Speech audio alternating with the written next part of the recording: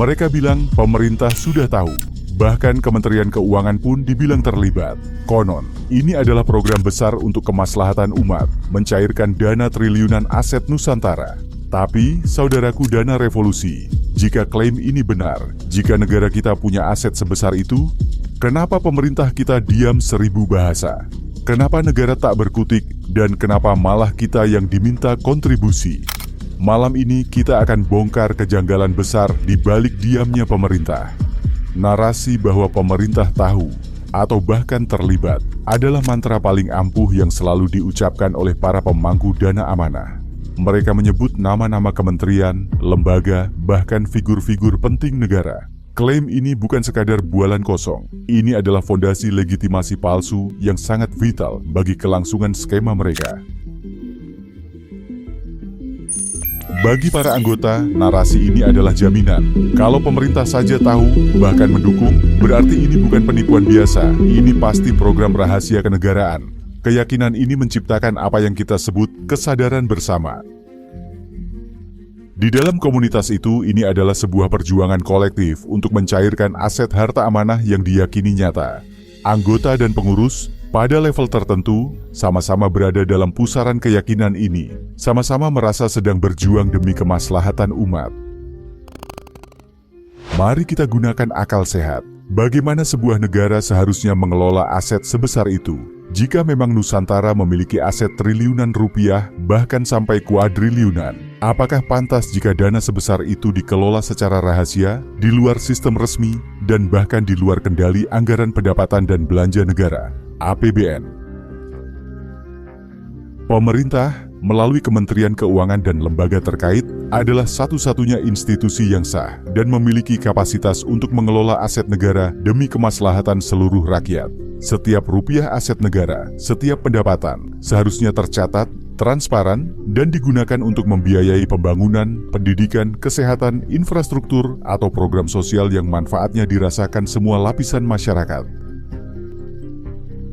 Namun, klaim dana amanah justru sebaliknya. Untuk mencairkan aset triliunan ini, yang dibutuhkan adalah kontribusi dari anggota. Sebuah tanda tanya besar muncul.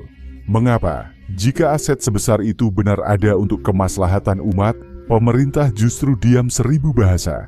Mengapa tidak melalui jalur resmi yang jauh lebih efektif, transparan, dan akuntabel?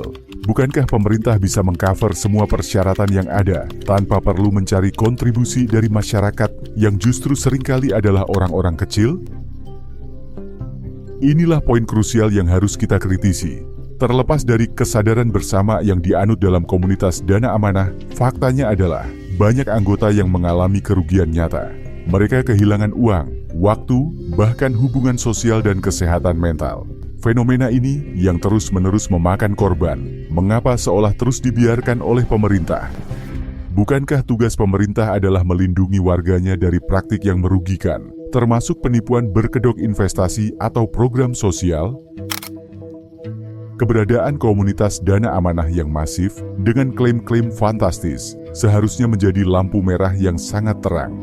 Apakah ini sebuah kelalaian, sebuah apatis, atau ada alasan lain di balik diamnya negara yang begitu panjang sehingga aktivitas yang merugikan ini bisa terus berlanjut?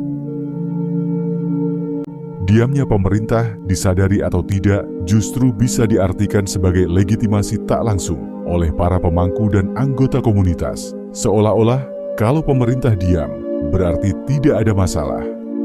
Padahal, jika kita telaah, kerugian yang diakibatkan oleh voli kolektif ini sangat nyata.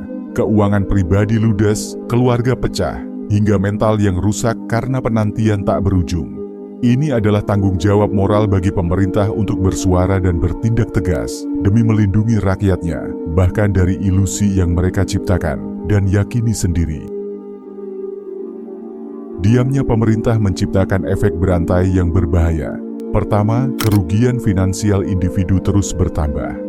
Kedua, kepercayaan masyarakat terhadap sistem resmi bisa terkikis karena mereka merasa negara tidak hadir dalam masalah yang begitu dekat dengan kehidupan mereka. Ketiga, dan ini yang paling krusial, voli kolektif ini semakin mengakar. Ketika tidak ada pernyataan tegas dari pihak berwenang, narasi pemerintah tahu tapi diam justru menjadi semakin kuat, mengunci lebih banyak orang dalam lingkaran penantian tanpa hasil. Ini menciptakan sebuah jebakan mental dan finansial yang sulit dilepaskan.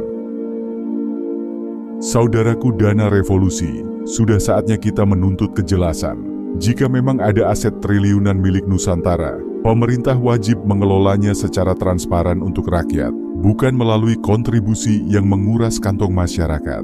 Dan jika klaim dana amanah hanyalah ilusi, pemerintah memiliki kewajiban moral dan hukum untuk melindungi warganya dari kerugian yang lebih besar.